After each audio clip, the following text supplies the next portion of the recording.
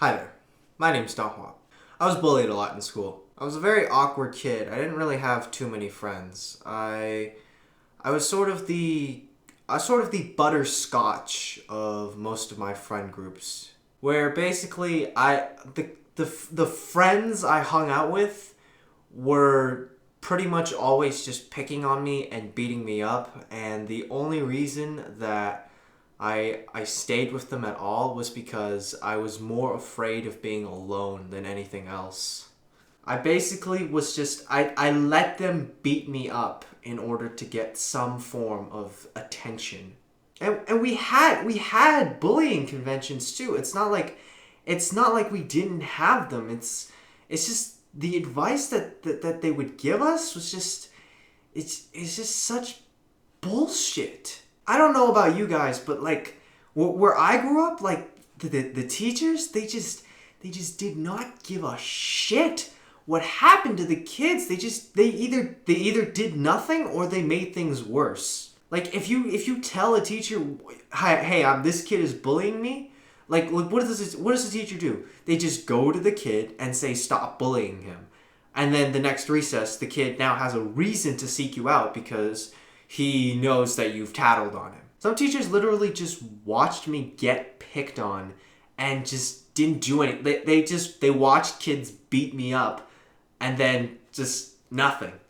They just, hey, that's not nice. That was it. They didn't go to detention or even like a yelling, just, hey, that's not nice now. Slowly after the years, after like the bully kept going at it with me, eventually I started fantasizing about destroying him. Not killing him, destroying him, all right? I wanted him to suffer like I did. I didn't want to just knife him in the heart and be done with it. I wanted him to strangle in his own girlfriend's intestines. I wanted him to drown in his own mother's pool of blood. I wanted him to cut off his own dick to save his own life. Like, I wanted some real, like, get back and fuck this kid. Kids who get bullied a lot either become suicidal, homicidal, or both. What pissed me off the most was that even when you did stand up to these bullies, like if they were like hitting you and if they were beating you up and you tried to beat them, if you tried to fight them, then you would get into just as much trouble as the kid that started the fight. In the real world, that doesn't fucking happen.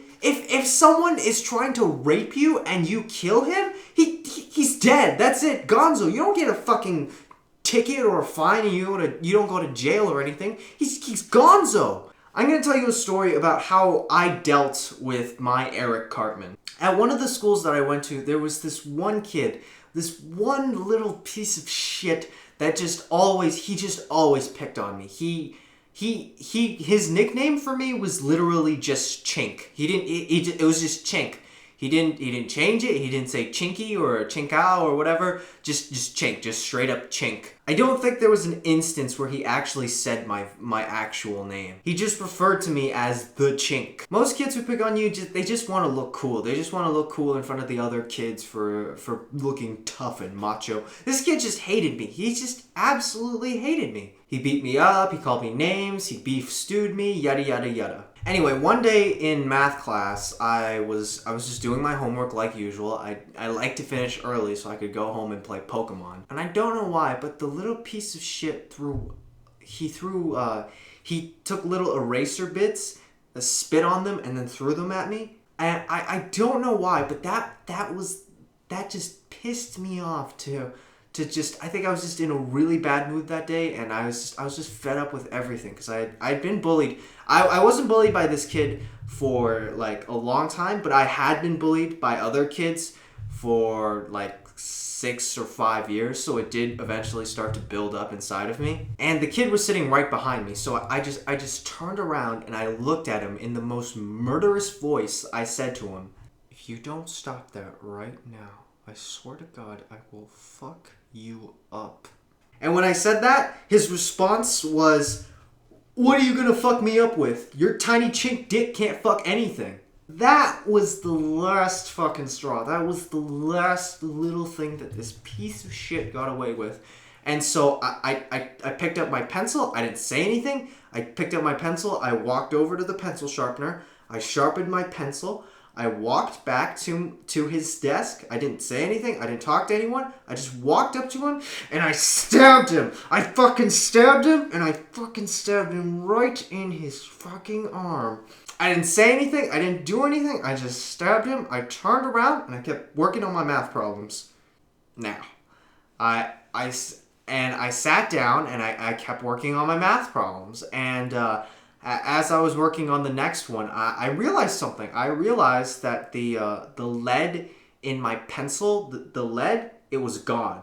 And I turned around and I looked at the bully's arm and I realized that I stabbed this kid so hard, the lead actually popped out and it was stuck inside his fucking arm.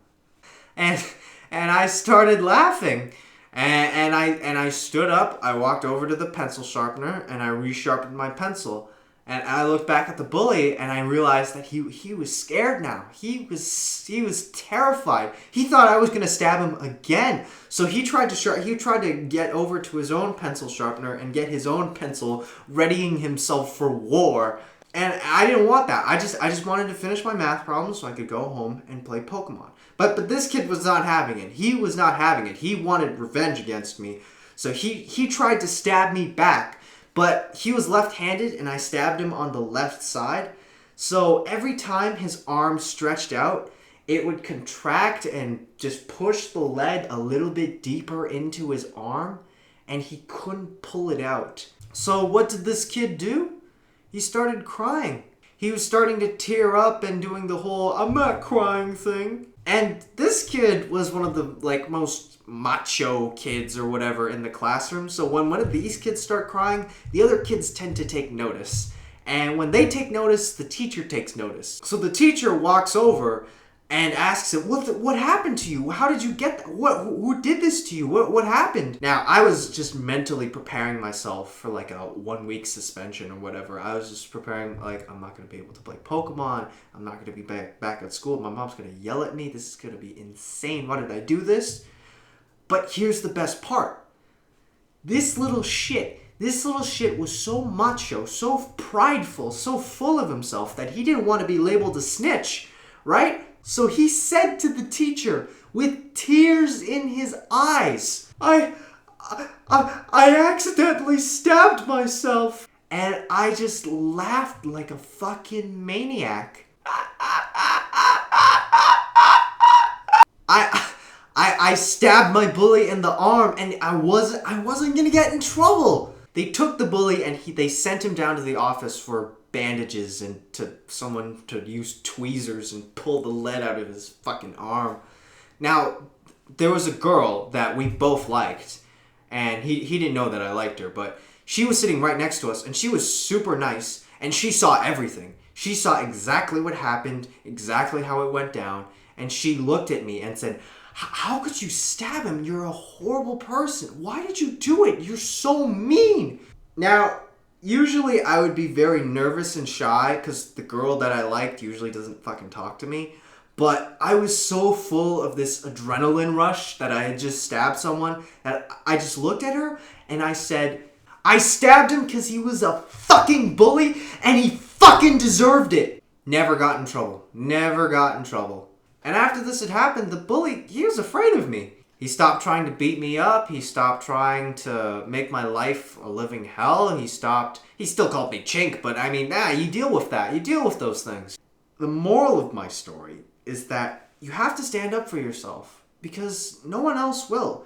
Teachers vary. I mean, some give a shit about you, some don't give a shit about you, but a lot of them generally don't give a shit about you. You have to stand up for yourself, and it's worth it to stand up for yourself. You're gonna get punished for standing up for yourself, but it's worth it in the end. Even if I got suspended, it still would have been worth it to stab that kid in the arm because he fucking deserved it. So if you're thinking about shooting your school or stabbing a kid at school, just pencil them. Penciling is easy. You don't get suspended. No one gets suspended for bringing a pencil to school. And you can play it off like it was an accident. Like,